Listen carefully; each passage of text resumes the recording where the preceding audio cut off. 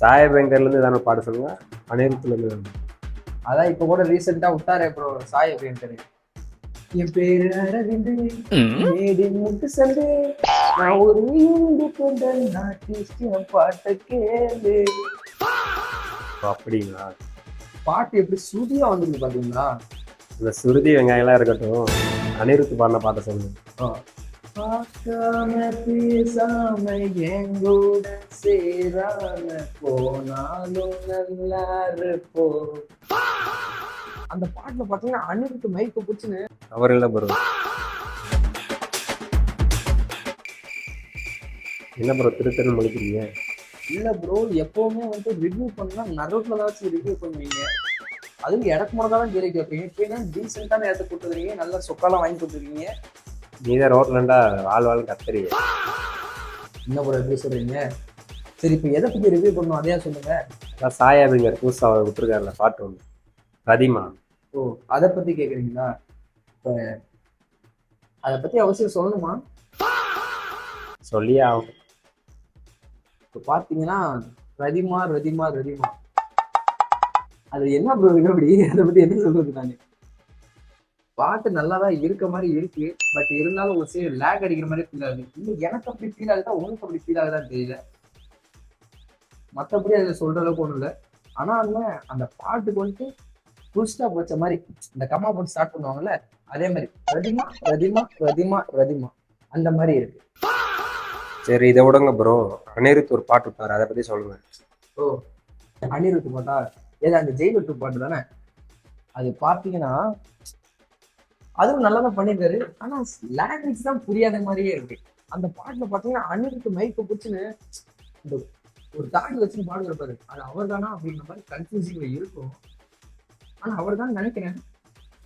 நம்ம அவர் தானே? அவர் இல்லை ப்ரோ. அவர் இல்ல. ஓகே, இப்ப அந்த பாட்டுல பாத்தீங்கன்னா அப்படின்னு அந்த லைன்ல தருணு புருன்னு ஒரு சவுண்ட் வரும். அது யார் யாரும் நோட் பண்ணுங்கன்னு தெரியல, நோட் பண்ணா கீழே கமெண்ட் பண்ணுங்க. இப்ப அந்த லைன்ல இன்னொரு பாட்டு ஒண்ணு, இன்னொரு லைன் இருக்கு. அது என்ன லைன் இருக்கும்? ஸ்டார்டிங் ஒரு லைன் வருங்க.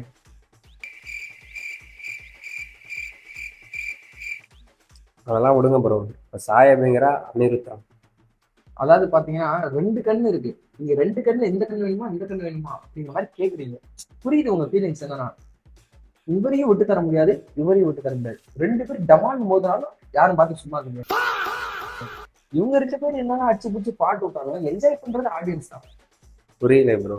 அதான் ப்ரோ, இவர் வந்துட்டு இவரோட எஃபெக்ட் போட்டு பாட்டு போடுறாரு, இவர் வந்துட்டு இவரோட எஃபெக்ட் போட்டு பாட்டு போடுறாரு. ஆனா ரெண்டு பாட்டு நல்லா தானே இருக்கு. அப்ப என்ஜாய் பண்றது யாரு? ஆடியன்ஸ். ஆடியன்ஸ். அதே ஆடியன்ஸ் தான். நீங்க அச்சுக்கிட்டாலும் முடிச்சுக்கிட்டாலும் எங்களுக்கு பாட்டு நல்ல நல்ல பாட்டா வருது. சோ நாங்க பிரிச்செல்லாம் பார்க்க மாட்டோம், எல்லாம் ஒண்ணுதான்.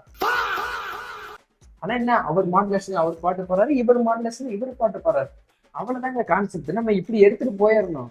அவ்வளவுதான். இப்ப நம்ம கான்செப்டுக்குள்ள வருவோம். நீங்க எனக்கு இப்போ கேள்வி கேட்டீங்க. நான் என்ன கேள்வி கேட்டேன்னு நானே மறந்துட்டேன்.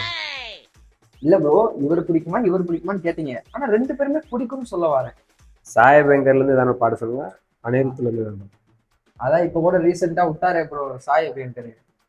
என் பேரு அரவிந்து, மேடி முட்டு சந்து, நான் ஒரு இண்டிபெண்டன்ட் ஆர்டிஸ்ட், என் பாட்டை கேளு. அப்படிங்களா? ஆமா ப்ரோ, பாட்டு எப்படி சுதியா வந்துருக்கு பாத்தீங்களா? இந்த சுருதி வெங்காயம்லாம் இருக்கட்டும், அனிருத் பாடின பாட்டை சொல்லுங்க. சிங்காரி கொஞ்சம் அடுத்த லைன் தெரியல. சரி, வேற பாட்டு பாடுறேன். பார்க்காம பேசாம எங்கூட சேராம போனாலும் நல்லா இருப்போம்.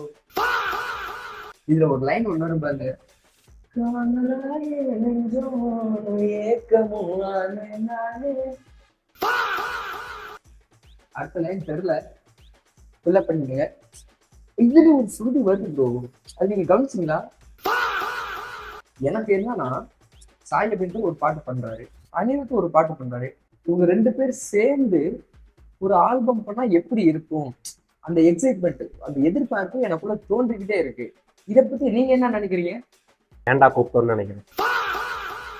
சரி ப்ரோ, கேள்வி கேட்டதா விடுங்க. தோசை சூடு ஆறி போயிடும். ஒரு வாய் சாப்பிட்டுக்கிட்டே பேசிடுவோமா?